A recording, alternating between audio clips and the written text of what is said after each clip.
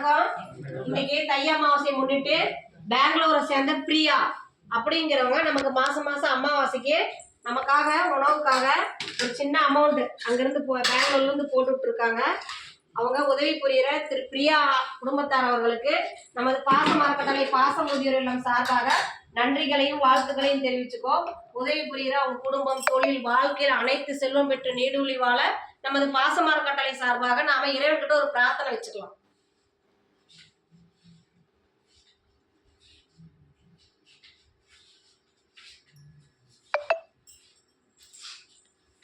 திரு பிரியா அவர்களுக்கு நமது பாசம் அறக்கட்டளை பாசம் முதியோர் இல்லம் சார்பாக நன்றிகளையும் வாழ்த்துக்களையும் தெரிவிச்சுக்கலாம்.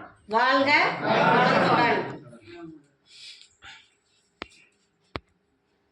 பிரியா அவங்களுக்கு ஒரு கோரிக்கை வைக்கிறோம். என்னன்னு கேட்டீங்கன்னா, நமது பாசம் அறக்கட்டளை பாசம் முதியோர் இல்லம் 2 வருடங்களாக வாடகை கட்டடத்தில் இயக்கிட்டு இருக்கோம். இப்போ சொந்த கட்டடத்துக்கு உண்டான முயற்சி போயிட்டு இருக்கு. அதுக்கு தங்களால் முடிஞ்ச உதவி செஞ்சு தருமாறு இந்த நேரத்தில் நாங்கள் கேட்டுக்கிறோம்.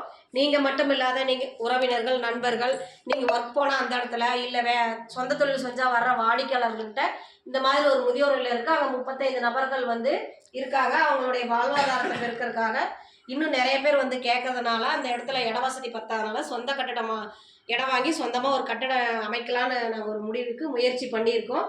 அதுக்கு தங்களால் முடிஞ்ச உதவி செஞ்சு தருமாறு இந்த நேரத்தில் நாங்கள் ஒரு கோரிக்கை வச்சுக்கிறோம். உதவி புரிந்தவர்களுக்கு நன்றிகளையும் வாழ்த்துக்களையும் தெரிவிச்சுக்கிறோம். வாழ்க வளத்துடன்.